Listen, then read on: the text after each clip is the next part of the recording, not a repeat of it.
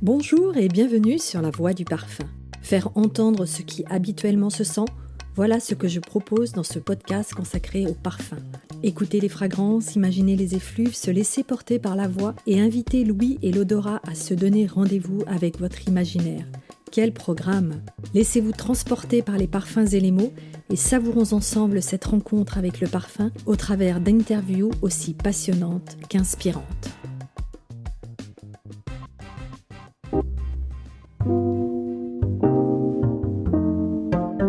Bonjour Élise et bienvenue sur le podcast La Voix du Parfum qui fait entendre ce qui habituellement se sent. Faire de l'odorat un support d'échange autour des souvenirs et d'émotions, c'est le pari que vous avez fait Élise Magré. En parallèle de vos études à l'université de Poitiers, élève parfumeuse, vous avez développé Pif ou Nez, un kit d'éducation olfactive éco-conçu à destination des scolaires. L'objectif, redonner sa place à un sens trop souvent négligé selon vous, pour stimuler l'intelligence émotionnelle. Un concept qui vous a notamment valu de remporter le prix Pépite des étudiants entrepreneurs en Nouvelle-Aquitaine. Fraises, roses, menthe, cumin, quand on ouvre le kit, toutes ces odeurs se bousculent et viennent réveiller l'odorat des enfants. Quel est votre parcours ?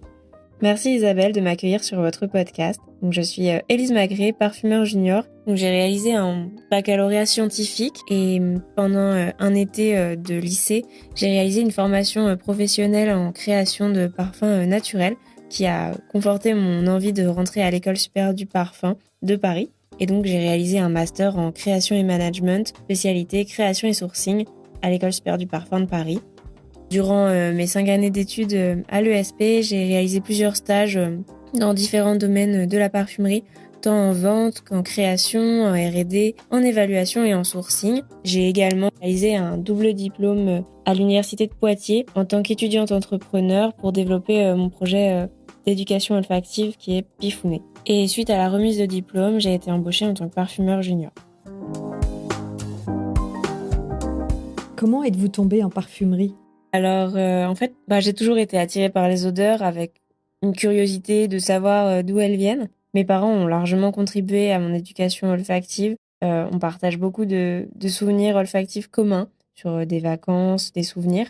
Mon papa m'a initiée à l'œnologie plus tard et on avait un petit jeu ensemble quand on sentait un parfum. Même encore aujourd'hui, ça arrive que l'on connaît dans la rue ou ailleurs. On l'associe directement à un de nos proches et donc on se dit oh là là, ça sent Hélène ou ça sent mamie. Et donc depuis toute petite, j'ai ce besoin de savoir ce que je vais devenir et cette nécessité de créer, puisque la démarche intellectuelle de création m'est essentielle tout le temps par n'importe quel moyen. Donc je suis tout le temps en train de réaliser de nouveaux projets. Et donc en fait, c'est arrivé un peu par hasard ce métier de parfumeur, puisque à un dîner avec des amis de mes parents, il y a une odeur qui a effleuré mon nez avant tout le monde. Et on m'a alors parlé du métier de parfumeur que je connaissais pas du tout. Et je me suis renseignée. Donc ça part vraiment d'un moment assez anecdotique et sans vraiment d'importance. Et pourtant, quand je me suis renseignée sur ce métier, j'ai tout de suite eu un sentiment d'appartenance, quelque chose qui me parlait beaucoup. Et donc j'ai décidé de visiter l'école supérieure du parfum, qui m'a beaucoup plu. J'ai fait les journées portes ouvertes, j'ai rencontré des élèves, j'ai pu échanger pas mal et ça me parlait. Donc pour confirmer cette envie de créer, je vous en parlais juste avant, mais j'ai réalisé une formation en création de parfum pendant mes années lycée sur un été. J'ai su que c'était une voie que je voulais explorer et que je voulais garder. Donc, j'ai fondé Pif ou Nez en fin d'année 2021. J'ai commencé à travailler sur le projet dans le cadre de mon mémoire de fin d'études et ça a aussi fait l'objet de mon double diplôme à l'université de Poitiers en tant qu'étudiante entrepreneur, où du coup c'était mon projet entrepreneurial. Donc le pôle Pépite m'a beaucoup aidé pour développer Pif ou Nez et avoir un projet construit et le plus abouti possible, donc tant dans la formation que dans l'accompagnement par les intervenants et professeurs. Après, Pif ou Nez, ça m'est venu un petit peu naturellement puisque j'ai toujours eu ce sentiment d'avoir besoin de partager les choses, de contribuer à l'éducation. Et donc j'avais fait, notamment pour la petite anecdote, mon stage d'observation de 3e dans une école primaire au sein d'une classe de CP. Et donc ça a toujours été assez important pour moi, l'éducation. Je voulais apporter cette éducation via les odeurs. Je trouvais que ça faisait un beau lien entre ma passion pour la parfumerie et les odeurs et l'enseignement, qui a un rôle quand même assez majeur. Et donc, de ça est né Pifounet.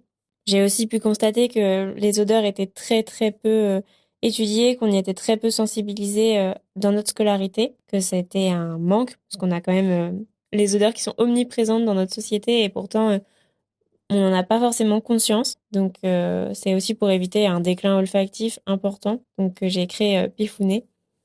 Et c'est aussi dans l'idée d'avoir une pédagogie plus positive qui permette d'inclure le plus d'intelligence émotionnelle possible. Et donc, ça vise à inclure toute forme d'intelligence à l'école.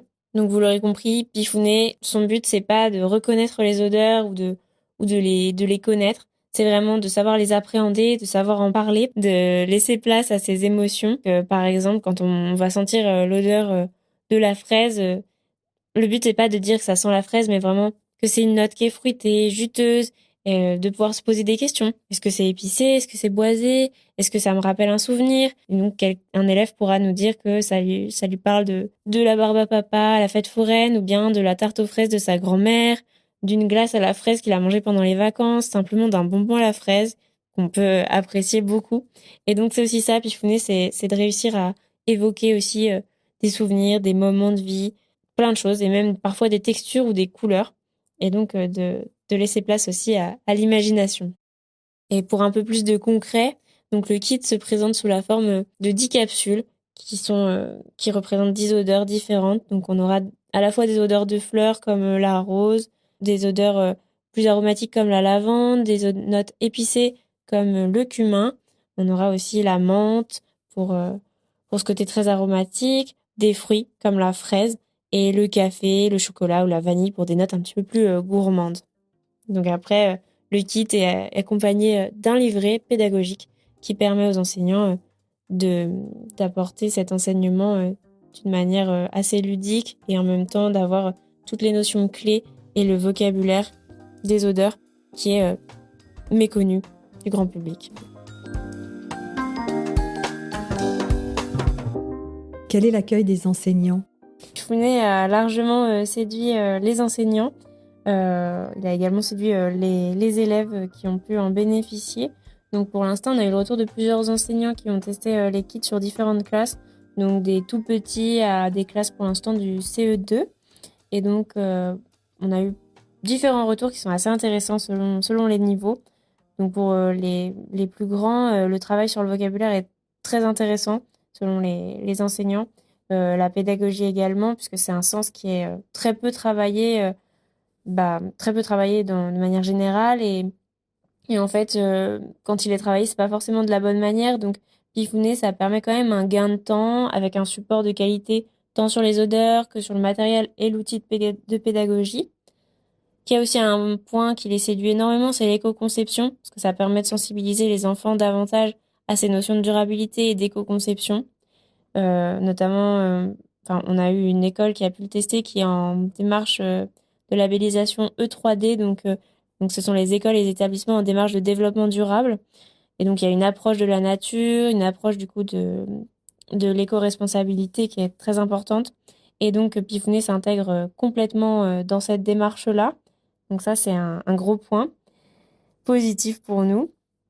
Et il s'intègre également pour l'école dehors. En fait, ça permet d'avoir un lien un peu plus théorique avec ce qui est possible avec l'école dehors, puisque l'école dehors, c'est vraiment d'aller dispenser des cours plutôt à l'extérieur, d'avoir vraiment un apprentissage direct par l'expérience. Et donc, Pifounet, ça permet d'être à l'intérieur, mais avec cette notion aussi du dehors, puisqu'on va sentir des odeurs vraiment euh, comme l'herbe coupée, je reviens dessus également, comme la lavande, la rose, des choses qu'on retrouve aussi dehors. Donc ça permet de créer un beau lien entre les deux. Et donc c'est vraiment très intéressant selon les enseignants qui font l'école dehors. En dehors du vocabulaire qui s'est amélioré et dont le travail est très intéressant, on a aussi des élèves qui se sont révélés par cet apprentissage. Donc, les enseignants sont très contents de cette amélioration, puisque c'est vraiment une pédagogie qui est positive et donc qui encourage les élèves à s'exprimer, à prendre la parole, à échanger, à partager et à voir les choses un petit peu différemment. Donc c'est assez différent de l'éducation à laquelle ils sont habitués.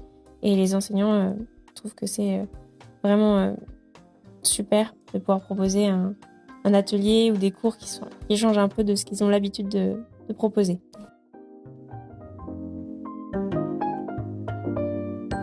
Auriez-vous une anecdote ou deux avec des enfants ? Les enfants étaient du coup assis face à leur capsule odorante et donc ils devaient décrire chaque odeur une à une. Donc quand il y a eu le cumin qui est apparu, certains élèves ont froncé les sourcils et ont froncé un peu le nez.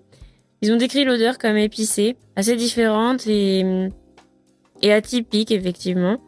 Il a suscité beaucoup de réactions qui étaient surtout sur la curiosité, la perplexité et en fait les élèves étaient assez intrigués par cette odeur. L'étape suivante de l'atelier, c'était d'explorer un petit peu les souvenirs et les émotions qui étaient liées à chaque odeur. Donc les élèves partageaient des souvenirs, donc au début autour de la lavande, qui leur faisait penser à des jardins en été, ou l'odeur des vacances, au chocolat, qui évoquait des anniversaires, ou encore un chocolat chaud au goûter. Et personne ne semblait avoir de souvenirs associés au cumin.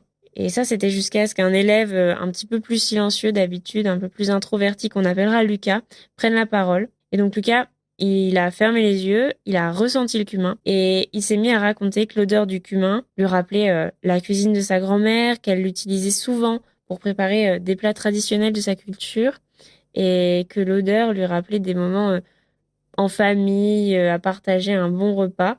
Et donc c'était un souvenir heureux. Et je trouve que cette anecdote avec Lucas est assez inspirante et elle peut montrer aux élèves que les odeurs, elles ont un impact, qu'elles vont évoquer des souvenirs uniques et personnels, assez intimes, et que ça a également incité les enfants à partager leur propre expérience, que ce soit familiale ou personnelle, ou voilà. Et donc, chaque élève s'est senti plus à l'aise pour partager un petit peu ses souvenirs et s'ouvrir un peu plus. Donc, c'est en ça que je trouve que l'atelier Pifounet, il a montré comment les enfants peuvent découvrir, explorer le monde des odeurs et se connecter à leurs souvenirs, à leurs émotions, même avec des odeurs un petit peu plus particulières ou un petit peu moins communes comme le cumin.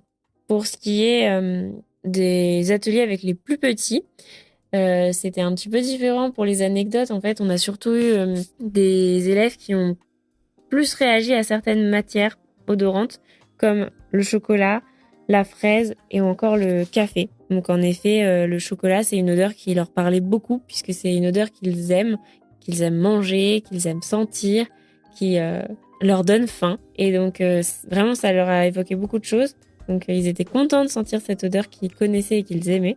Ensuite, on avait le café qui leur rappelait beaucoup de souvenirs par rapport à leurs parents. C'est une odeur que beaucoup de parents utilisent le matin pour boire leur café au petit déjeuner ou après un repas. Et donc, c'était assez marquant comme odeur. Et il y a eu beaucoup de réactions sur le café. Et enfin, la fraise, qui a suscité beaucoup de réactions également, puisqu'il y avait cet effet un petit peu plus sucré, un petit peu plus exotique, puisque c'est un fruit dont on a moins l'habitude, qui est là plutôt l'été et qu'on mange moins régulièrement, mais qui était beaucoup apprécié. Et donc, il y avait pas mal de réactions sur la fraise également. Donc voilà pour les petites anecdotes autour de Pifounet. Comment vous contacter ? Donc si vous êtes intéressé par le projet, n'hésitez pas à nous contacter par un mail, donc pifounet@outlook.fr, PIFOUNEZ. N'hésitez pas également à nous suivre sur les réseaux sociaux pour connaître toute l'actualité Pifounet, sur Instagram via pifounet-éducation ou encore sur LinkedIn Pifounet. Et prochainement, on va sortir le site internet, donc vous serez informés dans les premiers si vous nous suivez sur les réseaux. Merci encore Isabelle pour ce podcast et pour votre accueil. Merci Élise pour votre présentation, on entend votre passion et votre engagement. Gageons que Pifounet touche et ait un grand succès auprès des enseignants, des enfants. Et on vous dit à bientôt sur La Voie du Parfum.